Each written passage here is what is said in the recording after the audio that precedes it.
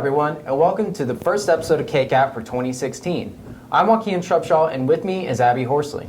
First off, we're going to have Kcat Top 5 and start off with Bretton Bowman with the story about senior salutes. Thanks, Abby. I'm Joaquin Shrubshaw, filling in for Bretton Bowman on this week's Kcat Top 5 events. And starting with number 5, I'm here to tell you all about senior salutes. Senior salutes are selling fast. Now, if you want to get one, you can either get a half a page with 5 pictures and text for $130, or you can get a quarter of a page with 3 pictures and text for $80. Your payments will be due by March 1st, and your pictures are going to be due by March 31st. And also, do not forget that yearbooks are still on sale for $75. That's all for me. I'm going to throw it over to Sean Benefeil with number 4. Thanks, Bretton. I caught up with Mrs. Karsan to find out a little bit more about some new technology that the school has now acquired. I filled out paperwork, and it's about 3 pages worth. The grant is called Healthy Habits for Life. It's through Blue Cross Blue Shield. It's for $1,000, and I purchased 10 Fitbit Flexes. We will be doing a project in class where we record their steps and their sleep habits, along with we're doing other stuff to record their food. The grant is to help child obesity and to increase cardiovascular exercise and create healthy habits for life. So These brand new Fitbits should serve as a great addition to the arsenal of technology here at MHS. Now I'm going to throw it over to Jordan Pulliam. Thanks, Sean. I'm Jordan Pulliam with the number 3 spot for this week. We have the winter performance that the Thespians Department puts on every year, the Mystery Dinner Theater. This year's production is the Great High School Whodunit. The story is about how a $3 million ring goes missing and everyone's a suspect. What's interesting about this show is that you, the audience, has to find out who stole the ring by going around the school and looking for clues, with the winner receiving a prize. The 2 shows are tomorrow, one being at 1 p.m. and the other being at 6.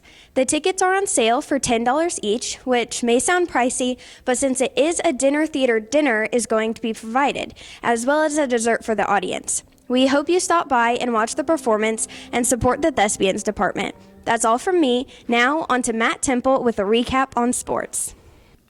Thanks, Jordan. Once again, I'm Matt Temple, and I'm here with this week's sports recap. And speaking of sports, we're going to start off with the debate season coming to a close. Last Friday, January 15th, and the following Saturday, January 16th, the MHS debate team traveled to Independence, Kansas to compete at their state tournament and returned home with major success, with all 3 two-speaker teams consisting of Troy Carlson and Courtney Klaus, Connor Ennis and Karsan Turner, as well as Aiden Travis and Christian Willing. Placing in the top 32, that is the first time in history, MHS history, where all two-speaker teams made it to the semi-octo finals. We also had their 4-speaker team place 8th in the state. Great job, guys. On to wrestling. Saturday, January 16th, the team traveled to Clearwater, where the team placed 2nd just behind Pratt. The medalists were Anthony Scantlin, 1st, Dalen Jorns 1st, Logan Elliott 2nd, Blaine Becker getting 3rd, Brent Cusick 4th, and Z Wynn 6th. Way to wrestle him down, guys. And running down the court for girls basketball, the Lady Wildcats unfortunately lost to the Lady Vikings 38-26, dropping their season to 0-9. For boys basketball, they lost a close one 67-65, also dropping their season to 0-9. And finally, we have the bowling team. Tuesday, January 19th, the MHS bowlers competed against Andale at home. Both girls and boys varsity won, with the boys setting a new total pinfall record of 2,623 pins. Well, that's all from me. I'll send it over to Karsan Turner with the number 1 story. Thanks, Matt. I'm Karsan Turner, and with the number 1 spot, we know with the introduction of a new semester comes the introduction of a new homecoming king and queen. Now, with last week's Spirit Week not disappointing, we had a very vast amount of celebrations, as well as the GPA party that happened on Friday, all leading up to the amazing basketball game that was the Mulvane against Winfield. Now, during the halftime show, we had a new crowning of the homecoming king that was Z Wynn, and the new homecoming queen that was Neely Higgins. I went ahead and caught up with both of them to see what it was like to be the new wearers of the crowns. I wasn't actually that nervous, to be honest. I was just ready to get it over with. Walking in, I wasn't really nervous. But then when Myers said my name that I won, it's like, yeah. I knew what to do. You were okay. Yeah, I just asked Neely the whole time what to do when I was up there. You're welcome. Well, as you can see, it seemed that both of our candidates had an amazing time here last Friday, and I hope that all of you who participated here also had an amazing time as well. And that's all from me, Karsan Turner. Nice. Kcat News. Great job, everyone. Next up, we have Austin Fonensteel with something new. Well, it's a new year, so I decided it's time to change the segment to put more emphasis on puns.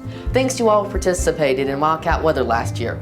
Now about this segment, I have no idea what to call it, so for now it will just be called something new. First thing on the list, red lights are annoying. If you're late anywhere, usually the red light gets the blame. Makes you wonder why we even have lights. But next time you encounter a stoplight, just remember this. You'd be embarrassed too if you had to change in front of everyone. Second, I saw this sign that said, free English lessons. However, the only problem is the sign's in English, so no one who doesn't speak English would know what they were talking about. Students, if you're in need of a job, just go to any fast food restaurant in the Mulvane area and they will be very happy to talk about it. Heading out of town and in need of a hotel this weekend? Stop by the Comfort Inn with free Wi-Fi, starting at $59.99 a night. There was another sign I found, attached to a pole, that said, be the first of your friends to like this post. It appeared to be an offline version of Facebook, for those without internet. Speaking of technology, the elves at the North Pole have been having a lot of trouble watching our Kcat News, for you see their winternet service freezes a lot. And that'll do it for puns for this week. If you have any puns or funny pictures that are clean, be sure to send them to @Kcat News Mulvane, and they just might appear on the show. I'm Austin Fonensteel for Kcat News, and that was the first edition of, well, something new.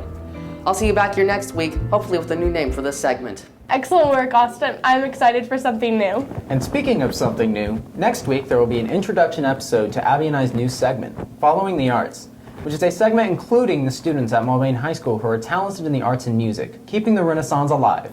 We are going to look at what inspires them and their projects, as well as seeing their projects in the beginning stages all the way up to the final project.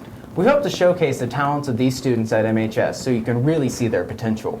And that's all we have for this week. And as always, thanks for watching Kcat News.